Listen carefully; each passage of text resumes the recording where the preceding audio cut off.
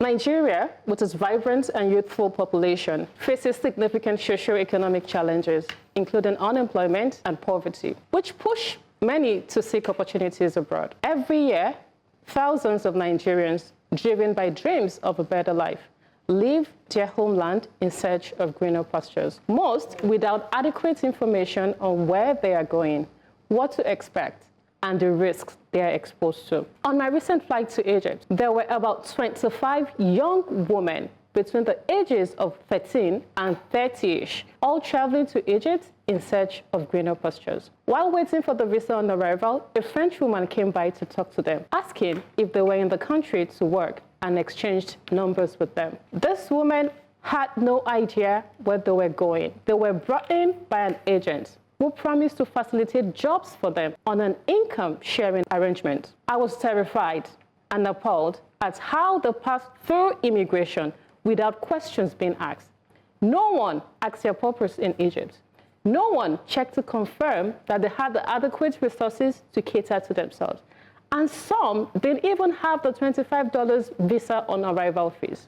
This glaring lapse in oversight not only endangers this woman, but also highlights a systemic failure that fuels human trafficking and modern slavery. This is a call to action for the Nigerian government to address the root causes and consequences of illegal migration. Nigeria must aggressively create economic opportunities at home, such that Nigerians will feel the need to seek domestic opportunities abroad illegally. We must embark on public awareness campaigns, educating communities about the dangers of irregular migration and the tactics used by traffickers. We must resensitize the immigration officers on identifying human trafficking trends and markers. We must expand the human trafficking agreement countries to include transit hubs like Egypt, focusing on victim identification, repatriation, and prosecution of traffickers. The image of those 25 young women at the Egyptian airport, surrounded by predators, disguised as employers, is a wake-up call. We cannot continue to lose our daughters to exploitation in undeserving countries. I'm glad you clarified. I was going to ask the checks, is it in Egypt or in Nigeria? You said 13-year-old? 13-year-old. She sat right beside Traveling me. alone? No, they were like a group of them. A group, yeah. So, but, is it, I don't understand. Like, where are their parents? I don't know.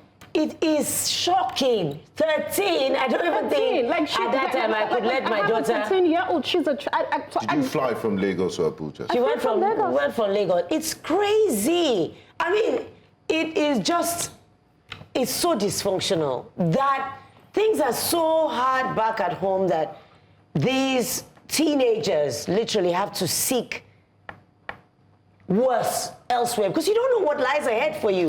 You have no information. You're just going to make yourself easy prey for people who are ready to just exploit you and use you to the best of their ability.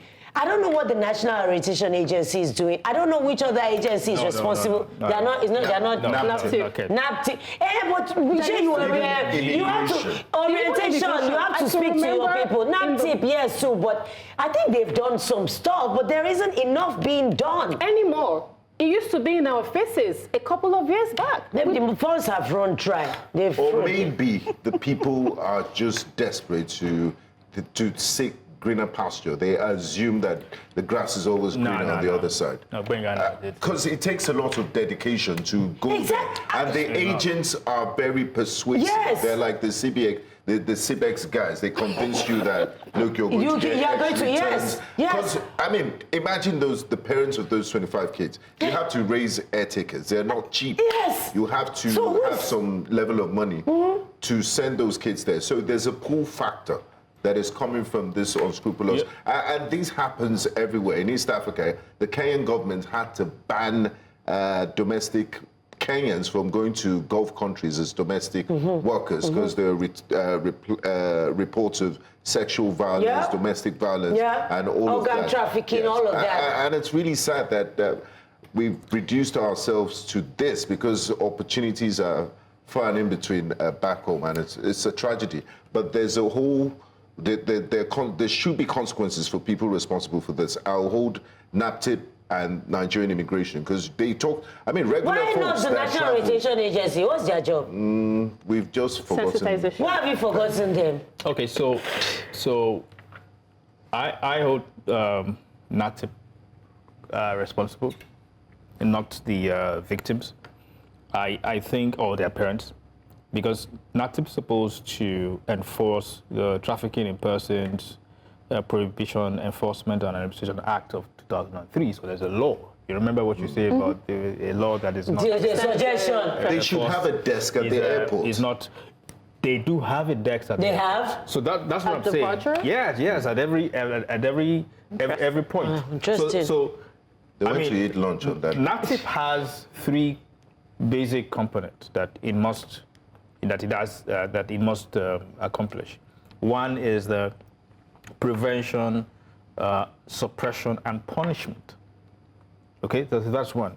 Secondly, international cooperation. So the things you are saying that, okay, we should talk about to all the Other countries. It's within NATIP's purview. Yeah. And then the third one is coordination of resources with local agencies. It's part of its work. A lot of those guys, that group that you saw going to Egypt, some group is going to Iran for also Iraq as well. Lord. Yes. They went through the Murtala Mohammed Yes, they did. airport. They went through immigration. You think the immigration officers don't know about them? They do. They do. Okay?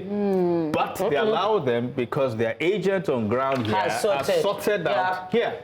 Yeah. So it is, at the end of the day, a failure of a government agency to do its work because they're moving from a border. They're not crossing the desert. They're moving from the border. And there are agencies at the border point that should stop them. Victor, when you said that they don't know what lies ahead, right? Yeah. And sometimes, like you said, they're the victim, and I don't know. I need to say they are very bold. Because I cannot. I cannot. I don't know. I would rather, anyway. But you also said greener pastures, right? You think it's always greener on the other side. And that's what I try, some conversations I try to have with people around me, especially when, at least I know I've gone to about 13 countries, right? I tell people there's poverty everywhere.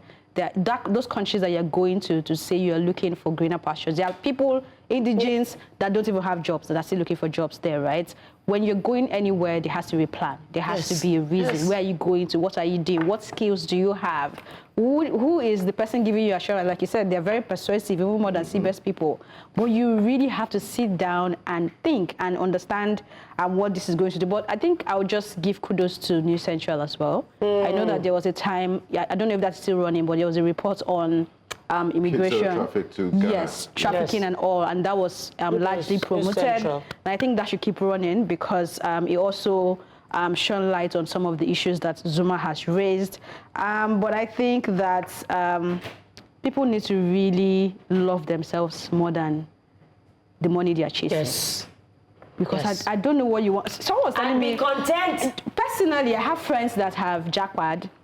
When you look at them, I mean, on the surface, I think that they're doing good, but I don't think that they're doing better than I'm doing. I think everybody's doing good where they are doing good. We all have a race to there are people who already have that mindset. They feel like the fact that they're not in Nigeria, they're better than you. And they start having that conversation with me, and I stop them there straight. I said, my darling, I might be looking young and small or whatever, but I'm almost getting to 40, right? Sure.